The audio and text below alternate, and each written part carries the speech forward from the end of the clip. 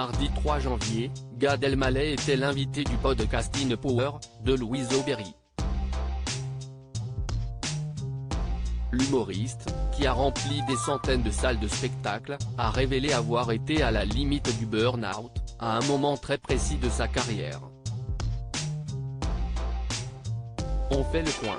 Gad Elmaleh est aujourd'hui considéré comme l'un des plus grands humoristes français. Seulement, même si carrière a connu de nombreux bons moments, l'humoriste a été la cible de polémiques, après avoir été suspecté d'avoir fait du plagiat. Un moment de sa carrière d'artiste qui restera, à jamais, gravé dans sa mémoire.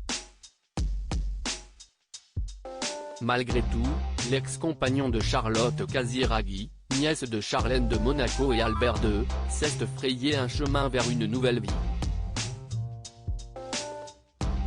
Entre son spectacle d'ailleurs et son film baptisé Reste un peu, Gad Elmaleh se confie un peu plus sur sa vie personnelle. Si le père de Noé Elmaleh semble être de plus en plus épanoui, l'humoriste a été la cible de périodes plus compliquées pendant son quotidien, notamment au début de sa carrière, il y a une quinzaine d'années. Mercredi 4 janvier 2023, le podcast baptisé Une Power a dévoilé un second épisode de son entretien avec l'acteur de Coco, durant lequel il évoque sa santé mentale.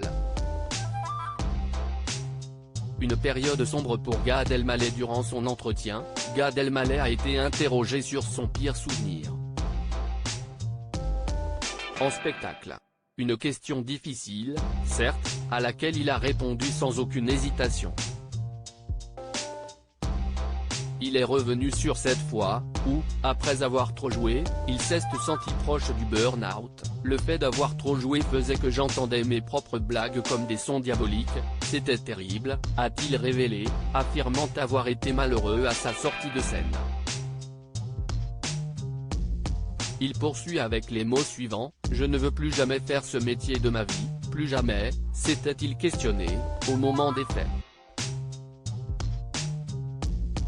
Au début des années 2000, Gad Elmaleh était au summum de la gloire, avec la création de personnages mythiques et de références.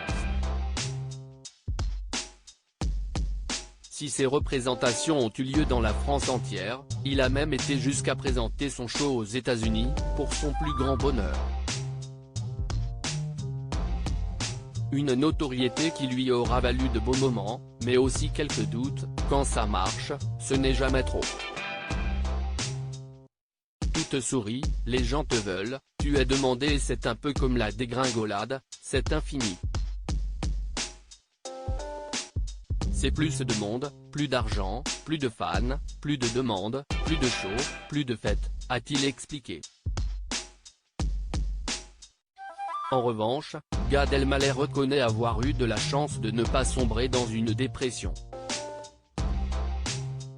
Comme quoi, l'argent ne fait pas toujours le bonheur.